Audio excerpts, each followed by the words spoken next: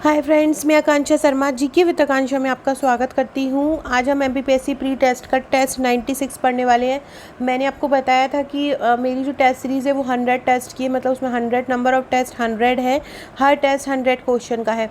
पूरे तो कराना पॉसिबल नहीं है पेपर तक, लेकिन जो भी इंपॉर्टेंट टेस्ट रहेगा वो मैं आपको वीडियो के थ्रू कवर करा रही हूँ। अगर आप पूरे टेस्ट लेना चाहते हैं वो देख लीजिए किस प्रकार का टेस्ट है। अगर आप पूरा टेस्ट सीरीज़ लेना चाहते हैं तो सॉफ्ट कॉपी और हार्ड कॉपी दोनों में अवेलेबल है। सॉफ्ट कॉपी आपको मोबाइल में PDF फॉर्म में मिल जाएगी एक साथ, तो आप घर बैठ के लगा सकते हैं, और हार्ड कॉपी में भी आपके घर पहुंच जाएगा तो आप हार्ड कॉपी के रूप में लगा सकते हैं। तो चलिए स्टार्ट करते हैं। ये हम स्टार्टिंग में विश्व का भूगोल पढ़ेंगे, फिर हम भारत का भूगोल पढ़ेंगे। पहला क्वेश्चन है, निम्नलिखित तिथियों में से किस में दोपहर को आपकी छाया सबसे छोटी होती है। देखिए, छाया तभी छोटी होगी जब गर्मी बहुत तेज़ पड़ेगी। तो 21 जून का जो दिन होता है वो उस दिन गर्मी बहुत तेज़ पड़ती है और छोटा होता है, तो जिससे इसकी मतलब दिन बहुत बड़ा होता है, तो जिससे इसकी छाया जो होती है क्या होती है, सबसे छोटी होती है। तो किस आपसे पूछेंगे किस में दोपहर को आपकी छाया सबसे छोटी होगी। 25 दिसंबर, 21 मार्च, 21 जून या 14 फरवरी। 14 फरवरी तो ऐसा कुछ भूगोल से संबंधित कुछ होता नहीं है। 25 दिसंबर, 21 मार्च और 21 जून। तो 21 जून जो होता है, 21 जून में आपकी छाया सबसे छोटी बनेगी। संयुक्त राज्य अमेरिका में सिलिकॉन वैली अवस्थित है। जैसे कि हमारे भारत का बेंगलोर में बोला जाता है सिलिकॉन सिटी, और संयुक्त राज्य अमेरिका की सिलिकॉन वैली जो स्थित है वो है कैलिफोर्निया में। कहाँ स्थित है सिलिकॉन वैली? कैलिफोर्निया में। ये सिलिकॉन वाला भारत का बेंगलुरु और विश्व का कैलिफोर्निया, याद कीजिएगा, ये एक बार MPPSC पूछ चुकी है। टेलर घाटी कहाँ स्थित है? तो टेलर घाटी जो है अंटार्कटिका में स्थित है। टेलर घाटी कहाँ है? अंटार्कटिका में। मोनोलोआ क्या है? मोनोलोआ एक ज्वालामुखी है। ज्वालामुखी जो होते हैं 3 प्रकार के होते हैं। एक होता है शांत ज्वालामुखी, एक होता है प्रसुप्त और एक होता है सक्रिय। तो शांत ज्वालामुखी क्या होता है? शांत ज्वालामुखी वो, उसको सुसुप्त भी बोलते हैं। शांत ज्वालामुखी वो होता है जिसमें एक बार उद्गार आया और फिर कई साल हो गए, कई लाखों वर्ष हो गए और उसमें अब तक कोई उद्गार नहीं आया है, मतलब वो शांत पड़ा हुआ है, उसको शांत ज्वालामुखी कहते हैं। प्रसुप्त ज्वालामुखी क्या होता है कि जो कंटिन्यू नहीं होते हैं, कंटिन्यू से नहीं ज्वाला प्रभावित होती है।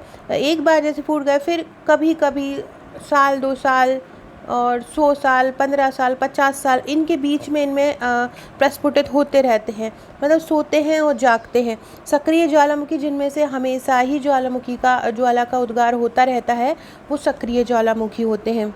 अगला क्वेश्चन है, फ्रांस तथा स्पेन के बीच से सीमा बनाने वाला, बहुत ही इंपॉर्टेंट क्वेश्चन है। फ्रांस तथा स्पेन के बीच सीमा बनाता है प्रेनीज पर्वत। कौन सा बनाता है? प्रेनीज जो पर्वत है, जो पेरिनीज पर्वत है, ये फ्रांस और स्पेन के बीच सीमा बनाता है। ये क्वेश्चन बहुत इंपॉर्टेंट है, बहुत बार पूछा जा चुका है और पूछे जाने की भी बहुत ज़्यादा संभावना है। फ्रांस और स्पेन के बीच सीमा कौन सा बनाता है?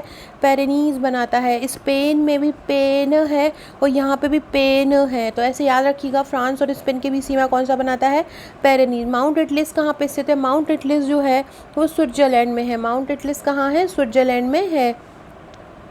अगला क्वेश्चन है, ड्राकेंस जो वर्ग पर्वत है वो कहाँ है? तो ड्राकेंस वर्ग पर्वत है दक्षिण अफ्रीका में। कहाँ पे है? ड्राकेंस वर्ग पर्वत जो है वो दक्षिण अफ्रीका में।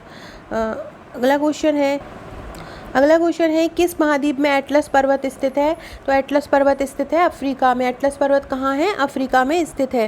फ्रेंड्स, इसी प्रकार के टेस्ट क्वेश्चन मैंने बहुत इंपॉर्टेंट लिए। ये जो टॉपिक क्वेश्चन मैंने लिए, ये घटना चक्र, पुनरावलोकन, रोजगार निर्माण और एक मलिका आती है उससे मैंने ये क्वेश्चन लिए हैं। तो ये बहुत इंपॉर्टेंट क्वेश्चन है, जिनसे ही एग्जाम में जो क्वेश्चन बनते हैं वो यहीं से ही बनते हैं। ब्लैक फॉरेस्ट पर्वत कहाँ है? ब्लैक फॉरेस्ट पर्वत जर्मनी में है। यूरोप की एक पर्वत श्रृंखला कौन सी है? हिमालय तो नहीं है, हमारे भारत का है। एंडीज दक्षिण अफ्रीका का है। रॉकी यूरोप का है। रॉकी अफ्रीका का है, तो सॉरी, रॉकी अमेरिका का है। आल्प्स जो पर्वत है वो यूरोप का है। आल्प्स पर्वत कहाँ का है? यूरोप का है। अगला क्वेश्चन है, व्हाइट पर्वत कहाँ पाए जाते हैं? जैसे कि ब्लैक फॉरेस्ट पर्वत जर्मनी का है, व्हाइट पर्वत संयुक्त राज्य अमेरिका का है। एंडीज पर्वत श्रेणी किस महाद्वीप में स्थित है? दक्षिण अमेरिका में। एंडीज पर्वत श्रेणी कहाँ है? दक्षिण अमेरिका में। विश्व के 2 सबसे छोटे महाद्वीप कौन से हैं? ऑस्ट्रेलिया और यूरोप। भूकंप के समय किस तरंगों का उद्गम होता है? तो जो भूकंप होता है उस समय 3 प्रकार की तरंगों का उद्गम होता है। एक होता है P, एक होता है S और एक होता है L। जो P होती है वो तीनों माध्यम में, ठोस द्रव गैस तीनों माध्यम में गमन करती है। जो S होती है वो ठोस में गमन करती है, L किसी भी में गमन नहीं करती। और ये धरातलीय तरंगें होती हैं। L जो होती है, आपसे ये भी पूछ सकते हैं कि धरातलीय तरंगें कौन सी होती है, तो L धरातलीय तरंगें होती है जो सबसे खतरनाक होती है। तो P हो गया, सेकेंडरी हो गया, PSL हो गया। तो क्या आ जाएगा इसका आंसर? PSL हो जाएगा। अगला है रिंग ऑफ फायर किससे संबंधित है? तो रिंग ऑफ फायर सबसे पहले भूकंप से संबंधित है, सही हो जाएगा। ज्वालामुखी से भी संबंधित है, ये भी सही हो जाएगा। और ये कहाँ पे है? ये प्रशांत महासागर में है। अगला क्वेश्चन है संसार का सर्वाधिक सक्रिय ज्वालामुखी कौन सा है? केलायू जो ज्वालामुखी है वो संसार का सबसे सक्रिय ज्वालामुखी। कौन सा ज्वालामुखी सबसे सक्रिय है? केलायू। किलिमंजारो क्या है? किलिमंजारो एक आग्नेयगिरी मतलब आग्नेय पर्वत है। गिरी मतलब होता है पर्वत, तो आग्नेय चट्टानों से बना जो ज्वालामुखी से बनते हैं वो पर्वत है। निम्नलिखित ज्वालामुखियों में से किसे भूमध्य सागर का प्रकाश स्तंभ कहा जाता है? बहुत ही सरल क्वेश्चन है ये। स्टॉर्म वॉली, जिसमें से हमेशा जो उद्गार होता रहता है, जब इसमें से क्या होगा, ज्वाला का जो उद्गार होगा, जब ज्वाला का उद्गार होगा तो देखिए इस प्रकार से चमकेगा। जब ज्वाला इसमें से निकलेगी पीली पीली, जैसे गैस में से आग निकलती है, तो ये एक प्रकाश स्तंभ जैसा लगता है, इसलिए इसका नाम क्या है? स्टॉर्म वॉली है। विश्व का सबसे ऊंचा ज्वालामुखी पर्वत कौन सा है? माउंट कोटोप्सकी विश्व का सबसे ऊंचा ज्वालामुखी पर्वत है। पृथ्वी के अंदर पिघले पदार्थ को क्या बोलते हैं? लावा बोलते हैं। पृथ्वी पर मूलतः एक ही विशाल भूखंड है जिसे क्या बोलते हैं? पैंजिया। फ्रेंड, इसकी PDF मैं आज अपने टेलीग्राम ग्रुप में डालूंगी। अगर आपको इसकी PDF लेना है तो हमारे टेलीग्राम ग्रुप को ज्वाइन कर लीजिएगा, जिसकी लिंक आपको डिस्क्रिप्शन में और कमेंट बॉक्स में मैं दे दूंगी। तो आप उसको ज्वाइन कर लीजिएगा और वहाँ से इसकी PDF जरूर, इसके क्वेश्चन लगा लीजिएगा। इसकी PDF आपको निःशुल्क दे दूँगी, क्योंकि ये क्वेश्चन बहुत ज़्यादा इंपॉर्टेंट है और इसमें से आने की बहुत ज़्यादा संभावना है। पृथ्वी पर 2 तरह के चीज़ होते हैं, एक पैंथिया होता है, एक पैंथालौसा होता है। जैसे कि ये है, ये एक धरातल है और ये पानी भरा हुआ है। तो ये जो धरातल का जो भाग है ये कहलाएगा पैंजिया, और ये जो पानी भरा है ये कहलाएगा पैंथालौसा। तो पैंजिया और पैंथालौसा, तो जो भूखंड होता है, मतलब जहाँ पे भू रहती है, धरती रहती है, पानी नहीं रहता है, तो वो पैंजिया कहलाता है। बाकी का जो भाग है वो पैंथालौसा कहलाता है। अगला क्वेश्चन है दक्षिणी गोलार्ध में सबसे बड़ा दिन कौन सा है? दक्षिणी गोलार्ध में सबसे बड़ा दिन है 22 दिसंबर। फ्रेंड्स, उत्तरी गोलार्ध में सबसे बड़ा दिन मैंने बताया था 21 जून पड़ता है, और दक्षिणी गोलार्ध में और हमारे उत्तरी गोलार्ध में 22 दिसंबर जो है वो सबसे छोटा पड़ता है, और दक्षिणी गोलार्ध में यही सबसे बड़ा होता है। क्योंकि जब जो सूरज होता है, उत्तरायण और दक्षिणायन हो जाता है। सूरज उस समय क्या होता है, दिसंबर के समय में, जो दिसंबर के समय सूरज होता है उनकी तरफ रहता है, मतलब दक्षिणायन होता है, तो उस समय वहाँ पे गर्मी पड़ती है, और हमारे यहाँ उस समय सर्दी पड़ती है। तो हमारे यहाँ 22 दिसंबर सबसे छोटा होता है और दक्षिण में 22 दिसंबर सबसे बड़ा होता है। फ्रेंड्स, अभी मेंस की क्लासेस मैं इसलिए नहीं ला रही हूँ क्योंकि प्री में बहुत कम समय बचा है, इसलिए मैं प्री की क्लासेस ही ला रही हूँ। बाकी आप मेंस की तैयारी कर रहे हैं अगर कोई, तो अगर जिसको प्री की मतलब जो लोग प्री की जिनकी प्रिपरेशन हो चुकी है, बहुत लोग मेंस पढ़ रहे हैं, तो आप मेंस के भी मेरे नोट्स ले सकते हैं। और मेंस की नोट्स या मेंस के और प्री के नोट्स की आपको टोटल 67 बुकलेट मेंस और प्री दोनों के नोट्स की मिलेंगी। केवल अगर आप मेंस के नोट्स लेना चाहते हैं तो मेंस की आपको 27 बुकलेट पूरे टोटल मेंस की मिलेंगी, जिसमें 12 फाइल आपको 3 मार्कर की मिलेंगी और 8 फाइल आपको पुराने पेपर की मिलेंगी। इस प्रकार ये टोटल 67 बुकलेट आपको मेंस की मिलेंगी। आप 27 अकेले भी ले सकते हैं, 12 अकेले भी ले सकते हैं, 8 अकेले भी ले सकते हैं। अगला क्वेश्चन है किस तिथि को रात और दिन बराबर होते हैं? तो 23 सितंबर को रात और दिन बराबर होते हैं। ये बहुत इंपॉर्टेंट क्वेश्चन है और ये भी बहुत बार पूछा जा चुका है। किस दिन और रात बराबर होते हैं? 23 सितंबर को होते हैं। ऐसा कौन सा महाद्वीप है जहाँ पे तीनों रेखा गुजरती हैं? तो ये क्वेश्चन भी बहुत इंपॉर्टेंट है और है भी बहुत सरल। तो भूमध्य रेखा, कर्क रेखा और मकर रेखा तीनों जो है वो एक ही महाद्वीप से गुजरती हैं, उसका नाम है अफ्रीका। अगला क्वेश्चन है, आप लोग को मुझे कमेंट बॉक्स में आंसर बताइएगा कि एशिया महाद्वीप का सबसे ज़्यादा जनसंख्या वाला देश कौन सा है और सबसे ज़्यादा क्षेत्रफल वाला देश कौन सा है? एशिया महाद्वीप का सबसे ज़्यादा जनसंख्या वाला देश और सबसे ज़्यादा क्षेत्रफल वाला देश, कमेंट बॉक्स में ज़रूर बताइएगा। अगला क्वेश्चन है, मकर संक्रांति के समय कर्क रेखा पर दोपहर का सूर्य उत्तरांश होता है, मतलब उन्नतांश होता है, कितने डिग्री पर होता है? तो कर्क रेखा पर होता है 66.5 डिग्री पर। जिस अक्षांश पर वार्षिक तापांतर न्यूनतम होता है, न्यूनतम मतलब भूमध्य रेखा है। अब भूमध्य रेखा है मतलब जो सूर्य की जो भूमध्य रेखा है वहाँ पे सूर्य की किरणें बिल्कुल सीधी पड़ी रही हैं, तो इस यहाँ पे क्या होगा, हमेशा गर्म होता है, तो यहाँ का जो दैनिक तापांतर होता है वो बहुत कम होता है, इनमें अंतर बहुत ज़्यादा कम होता है। अगला क्वेश्चन है, पृथ्वी की भूमध्य रेखा की कुल लंबाई कितनी होती है? 40,000 किलोमीटर होती है, और ये 6,482 होता है, और 12,800 त्रिज्या होती है, और लंबाई कितनी होती है? 40,000 होती है। अगला क्वेश्चन है, अंतर्राष्ट्रीय दिनांक रेखा कहाँ से खींची जाती है? प्रशांत महासागर से होकर खींची जाती है। भारत में किस राज्य में प्रदेश राजमार्ग की लंबाई सबसे अधिक है? तो सबसे ज़्यादा राजमार्ग हैं भारत में हमारे जो महाराष्ट्र में है। कहाँ पे है? महाराष्ट्र की कैपिटल मुंबई है। शून्य अंश अक्षांश और शून्य अक्ष देशांतर कहाँ स्थित है?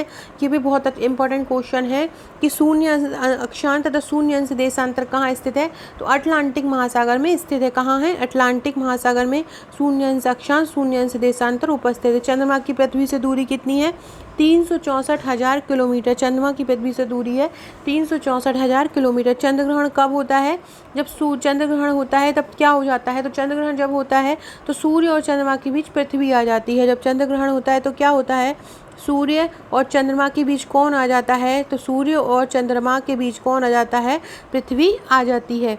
अगला क्वेश्चन है, कौन सी परिस्थिति में चंद्र ग्रहण होता है? जब पूर्ण चंद्र बनता है, पूर्ण चंद्रमा होता है, पूर्णिमा होती है, तब चंद्र ग्रहण होता है। सौरमंडल का सबसे ठंडा ग्रह कौन सा है? नेपच्यून है। कौन है सौरमंडल का सबसे ठंडा ग्रह? नेपच्यून है। फ्रेंड्स, प्री की कुछ मैंने इंपॉर्टेंट सॉफ्ट कॉपी भी बनाई है, वो आप मुझसे ले सकते हैं डिस्क्रिप्शन बॉक्स में इंस्टा मोजो, या आप हमारी एप्लीकेशन से ले सकते हैं, आप या इंस्टा मोजो से परचेस कर सकते हैं। करंट अफेयर्स की जो क्लासेस है वो तैयार हो रही हैं, जल्द ही आपके सामने करंट अफेयर्स आएगा, पूरा का पूरा 1.5 साल का करंट अफेयर्स मैं आपके लिए लेके आऊँगी। वर्ष दीर्घतम होता है किस ग्रह पर? सबसे ज़्यादा साल जो होता है बड़ा होता है प्लूटो पर होता है। सबसे भारी ग्रह कौन सा है? बृहस्पति सबसे भारी ग्रह। विश्व पृथ्वी दिवस कब मनाते हैं? 22 अप्रैल को मनाते हैं। भूपर्पटी में बहुतायत में पाए जाने वाला रासायनिक तत्व कौन सा है? ऑक्सीजन। इन तत्वों में सबसे ज़्यादा कौन सा पाया जाता है? ऑक्सीजन पाया जाता है। पृथ्वी का व्यास क्या कितना है? 12,800, अभी मैंने थोड़ी देर पहले बताया था, और 6,400 इनकी त्रिज्या होती है। मकाज इवनिंग स्टार किस ग्रह को बोलते हैं? शुक्र को। पृथ्वी की जुड़वा बहन किसको बोलते हैं? शुक्र को बोलते हैं। सूर्य का आकार पृथ्वी से कितने गुना बड़ा है? 109 गुना। सूर्य से पृथ्वी की दूरी कितनी है? तो 149.6 मिलियन किलोमीटर। कितनी है? 149.6 मिलियन किलोमीटर सूर्य से पृथ्वी की दूरी है, ये याद रखिएगा, 149.6 मिलियन किलोमीटर। पृथ्वी और सूर्य से निकटतम दूरी कितनी होती है? 3 जनवरी को होती है। अगला क्वेश्चन है, जंगल महल कहलाने वाला क्षेत्र कहाँ स्थित? जंगल महल कहलाने वाला एक क्षेत्र है, उसको बोलते कहाँ पे है? वो पश्चिम बंगाल में है। जंगल महल कहलाने वाला क्षेत्र कहाँ पे है? पश्चिम बंगाल में। भारत का प्रथम परमाणु रिएक्टर का नाम क्या है? अप्सरा है। प्रथम परमाणु रिएक्टर जो भारत का है वो कौन सा है? अप्सरा। डिंडीगुल क्या है? डिंडीगुल तमिलनाडु का एक नगर है। अगला क्वेश्चन है, डायमंड हार्बर तथा सॉल्ट लेक सिटी कहाँ पे है? तो डायमंड हार्बर और सॉल्ट लेक सिटी कहाँ पे है? तो वो है कलकत्ता में। कहाँ पे है डायमंड हार्बर और सॉल्ट लेक सिटी? कहाँ है? कलकत्ता में। अगला क्वेश्चन है, देखिए ऐशबाग स्टेडियम कहाँ है? आपसे पूछ रहे हैं ऐशबाग स्टेडियम कहाँ है? ऐशबाग स्टेडियम भोपाल में है। ब्रेबन स्टेडियम कहाँ है? ब्रेबन स्टेडियम मुंबई में है। ग्रीन पार्क कहाँ पे है? ग्रीन पार्क स्टेडियम कानपुर में है। और ईडन गार्डन कहाँ है? ईडन गार्डन कोलकाता में है। ये याद रखिएगा। ऐशबाग तो आपको याद ही होगा, हमारे भोपाल में है। ब्रेबन याद रखिएगा मुंबई में है। ग्रीन से याद रखिएगा, ग्रीन कानपुर में है। और ईडन गार्डन कहाँ पे है? कोलकाता में है। अगला क्वेश्चन है, द हिमालयन माउंटेनिंग इंस्टीट्यूट कहाँ स्थानों में कहाँ स्थित है? तो द हिमालयन माउंटेनिंग इंस्टीट्यूट है दार्जिलिंग में। कहाँ? यहाँ की चाय बहुत फेमस है। कौन सा देश उर्वरक उत्पादक तथा उपभोक्ता के रूप में तीसरे स्थान पर है? तो हमारा जो भारत है वो उर्वरक में तीसरे स्थान पर उत्पादक है और उपभोक्ता भी है। आपको बताना है भविष्य में सबसे ज़्यादा उर्वरक उत्पादक कौन करता है और कौन निर्यात करता है? कमेंट बॉक्स में ज़रूर बताइएगा। अगर आपको मेरी वीडियो अच्छी लगती है तो प्लीज़ कमेंट कीजिएगा। टिड्डियाँ भारत में कहाँ से प्रवेश करती हैं? पाकिस्तान से आती हैं। निम्नलिखित में से अभी थोड़े दिन पहले ये हमला बहुत ज़्यादा चर्चा में था। किस राज्य में सबरीमाला है? केरल में है। भारत का सबसे बड़ा जहाज तोड़ने का यार्ड गुजरात में किस स्थान पर स्थित है? तो जहाज तोड़ने का जो यार्ड है, जहाँ पे जहाज तोड़े जाते हैं, यार्ड मतलब होता है प्रांगण, तो ये कहाँ पे है? ये अलंग में है। कहाँ पे है? अलंग में है। वर्तमान मुंबई बंदरगाह के दबाव कम करने के लिए कौन से पतन का निर्माण होगा? तो नावा सोवा का होगा, जो कि महाराष्ट्र में है। जो वर्तमान जो जितने पोत हैं उनका बहुत ज़्यादा, एक पोत पे बहुत ज़्यादा काम होता है तो उसको भार को कम करने के लिए नावा सोबा बनाया गया है। राजा सांसी अंतर्राष्ट्रीय हवाई अड्डा कहाँ पे है? अमृतसर में है। राजा सांसी अंतर्राष्ट्रीय हवाई अड्डा कहाँ पे है? अमृतसर में। इसकी PDF टेलीग्राम ग्रुप में भेजूंगी, उसको तैयार ज़रूर कर लीजिएगा और व्हाट्सएप में भी भेज दूंगी अगर आप व्हाट्सएप ग्रुप से जुड़े हैं तो। कौन भारत के पश्चिमी तट पर स्थित नहीं है? कारिकल नहीं है। कौन है? कारिकल नहीं है। कौन पोताश्रय बेंगलुरु में कौन पोताश्रय नहीं है? तो देखो, कांडला है गुजरात में, कोचीन भी है, मंगलुरु भी है। बेंगलुरु जो कर्नाटक की कैपिटल है, ये एक पोताश्रय नहीं है। अगला क्वेश्चन है, भारत के निम्नलिखित बंदरगाहों में से कौन सा एक खुला सागरीय बंदरगाह है? तो हल्दिया नहीं है पश्चिम बंगाल का, मुंबई भी नहीं है, विशाखापट्टनम भी नहीं है जो कि सबसे बड़ा है। चेन्नई जो है वो एक खुला बंदरगाह, चेन्नई क्या है? चेन्नई एक खुला सागरीय बंदरगाह है। अगला क्वेश्चन है, राष्ट्रीय अंतर्देशीय नौवहन संस्थान, इसको निनी भी बोलते हैं, कहाँ है? पटना में है। अगला क्वेश्चन है, पतन जहाँ पे LNG टर्मिनल नहीं है, तो दहेज में भी है, हजीरा में भी है, कोच्चि में भी है, कांडला में नहीं है। किस स्थान पर 3 अर्धचंद्राकार समुद्र मिलते हैं? कहाँ पे मिलते हैं? कन्याकुमारी में मिलते हैं। ये कन्याकुमारी है। अब यहाँ पे आपका क्या आ गया? अरब सागर आ गया। यहाँ पे क्या आ गया? बंगाल की खाड़ी आ गया। और यहाँ पे क्या आ गया? हिंद महासागर आ गया। तो 3 जो हैं वो कहाँ पे मिल रहे हैं? यहाँ पे मिल रहे हैं, मतलब ये इसको क्या बोलेंगे हम? कन्याकुमारी बोलेंगे। तो किस स्थान पर 3 अर्धचंद्राकार समुद्र तट मिलते हैं? कन्याकुमारी में मिलते हैं। अंटार्कटिका में तीसरे भारतीय शोध केंद्र की आधारशिला किस नाम से रखी गई? भारती नाम से। कौन सा एक भारत का प्राकृतिक बंदरगाह नहीं है? तो चेन्नई नहीं है। अगला है, पारादीप बंदरगाह कहाँ पे है? उड़ीसा में है। मार्मागांव पतन कहाँ पे है? गोवा में है। कहाँ सबसे बड़ा पोत प्रांगण है? तो कोचीन में। भारत का सबसे बड़ा, अगर आपसे पूछें भारत का सबसे बड़ा शिपयार्ड कहाँ पे है, तो भारत का सबसे बड़ा पोत प्रांगण कहाँ पे है? तो कहाँ पे है? कोचीन में है। अगला क्वेश्चन है, रेलवे स्टाफ कॉलेज कहाँ पे है? बड़ौदा में है। साल की लकड़ी का उपयोग किस उद्योग में होता है? साल की लकड़ी का उपयोग किस उद्योग में होता है? रेलवे स्लीपर बनाने में होता है। साल की लकड़ी का उपयोग किस रूप में होता है? तो जो रेलवे स्लीपर बनते हैं उसमें साल की लकड़ी का उपयोग होता है। अगला क्वेश्चन है, जवाहर सुरंग कहाँ से गुजरती है? बनिहाल दर्रे से गुजरती है। किस राज्य में राष्ट्रीय राजमार्गों की लंबाई सर्वाधिक है? उत्तर प्रदेश में सबसे ज़्यादा राष्ट्रीय राजमार्ग हैं। और आपसे प्रादेशिक पूछे तो कहाँ पे है? महाराष्ट्र में। भारत में देश के कुल यातायात में सड़क यातायात का कितना भाग है? 80%। कुल यातायात में सड़क यातायात का कितना भाग है? सड़क यातायात का कितना भाग है? 80% है। भारत का सबसे लंबा राष्ट्रीय राजमार्ग कौन सा है? राष्ट्रीय राजमार्ग 7। फ्रेंड्स, अब ये बदल गया है फ्रेंड्स। मैं ये बोल रही थी कि जो ऐसे टेस्ट आप देख रहे हैं, इसी प्रकार के विज्ञान के भी हैं, इसी प्रकार के पर्यावरण के भी हैं, ऐसे ही आयोग के हैं, ऐसे ही करंट अफेयर्स के हैं, मध्य प्रदेश और ऑल इंडिया। तो आप जो भी मतलब आपको जो आप एक टेस्ट सीरीज़ पूरी ज्वाइन कर सकते हैं, इंडेक्स में से ले लीजिएगा। उसके बाद जो टेस्ट आप लगाना चाहते हैं, जो आपको कठिन है, जिसकी तैयारी नहीं हुई है, तो उसके आप प्रैक्टिस सेट लगाइए। पौध संरक्षण संगरोध और भंडारण निदेशालय कहाँ स्थित है? फरीदाबाद में। राष्ट्रीय एटलस और थीमेटिक मानचित्र संगठन कहाँ स्थित है? कोलकाता में। किस में नेचुरल हिस्ट्री का राष्ट्रीय संग्रहालय नहीं है? हैदराबाद में नेचुरल हिस्ट्री का राष्ट्रीय संग्रहालय नहीं है। भारतीय गणना अनुसंधान संस्थान कहाँ पर है? लखनऊ में। भारतीय गणना अनुसंधान संस्थान कहाँ है? लखनऊ में। भारतीय घास और चारा अनुसंधान संस्थान कहाँ है? झांसी में। भारतीय घास और चारा अनुसंधान संस्थान कहाँ है? झांसी में। केंद्रीय खनन अनुसंधान संस्थान कहाँ है? खनन जो होता है वो धनबाद में होता है, जो कि झारखंड में है। भारतीय हीरा संस्थान कहाँ है? तो भारत की हीरा पहन के किसी की भी सूरत चमकने लगती है, ऐसे याद कीजिएगा कि भारतीय हीरा संस्थान सूरत में है। केंद्रीय उपोष्ण बागवानी संस्थान कहाँ है? तो केंद्रीय उपोष्ण बागवानी संस्थान है लखनऊ में। केंद्रीय उपोष्ण बागवानी संस्थान कहाँ है?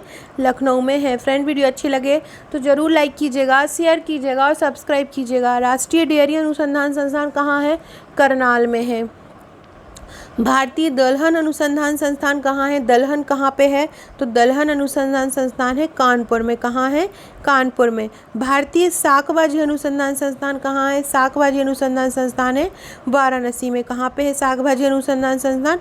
वाराणसी में। वह स्थान जहाँ पे केंद्रीय शुष्क भूमि खेती अनुसंधान संस्थान है, तो वह स्थान है हैदराबाद में। किसे दक्षिण गंगोत्री के नाम से जाना जाता है? तो भारत का प्रथम अंटार्कटिक शोध है दक्षिण गंगोत्री, और अभी वर्तमान का जो है वो तीसरा जो है वो है भारती। मध्य प्रदेश में पीतमपुर को किस लिए जाना जाता है? मध्य प्रदेश का जो धार है उसको पीतमपुर, धार में पीतमपुर है उसको ऑटोमोबाइल के कारण जाना जाता है। धार को ही पीतमपुर क्षेत्र कहा जाता है। अगला क्वेश्चन है, पेट्रो रसायन के उत्पादन का सबसे बड़ा केंद्र कौन सा है? जामनगर है। कौन सा है? जामनगर। भारत में प्रथम कपास मिल की स्थापना कहाँ हुई थी? कलकत्ता में हुई थी। राज्य जिसमें सर्वाधिक कागज मिले हैं? तो उत्तर प्रदेश में सबसे ज़्यादा कागज मिले हैं। कहाँ पे सबसे ज़्यादा कागज मिले हैं? उत्तर प्रदेश में जो कागज मिलों की संख्या है वो सबसे ज़्यादा है। भारत का सबसे बड़ा पेट्रो रसायन जामनगर गुजरात में है। कहाँ पे है पेट्रो रसायन कारखाना? क्योंकि यहीं पे समुद्र है और समुद्र से ही जो तलहटी पे ही से ही पेट्रोल निकाला जाता है। तो पेट्रो रसायन कारखाना कहाँ है? गुजरात में है। गुजरात की कैपिटल गांधीनगर है। स्टील अथॉरिटी ऑफ इंडिया, इसको सेल भी बोला जाता है। स्टील अथॉरिटी इंडिया को क्या बोला जाता है? इसको सेल भी बोला जाता है। इसकी स्थापना कब हुई थी? 1974 में हुई थी। अगला क्वेश्चन है, भारत का प्रथम उर्वरक संयंत्र कहाँ लगाया गया है? सिंदरी में लगाया गया है। ये बहुत इंपॉर्टेंट क्वेश्चन और बहुत ही ज़्यादा सरल है, आप बहुत छोटे से ही इसको पढ़ते आ रहे होंगे। सो फ्रेंड्स, ये थे 100 सुपर हिट भूगोल के क्वेश्चन। इसी प्रकार के और टेस्ट में जल्दी लेके आऊँगी। तब तक के लिए आप चैनल पर बने रहिएगा, चैनल को सब्सक्राइब कीजिएगा। वीडियो अच्छा लगे तो लाइक शेयर जरूर कीजिएगा। टेस्ट सीरीज देने के लिए आप मुझे व्हाट्सअप कर सकते हैं। Okay friends, thank you.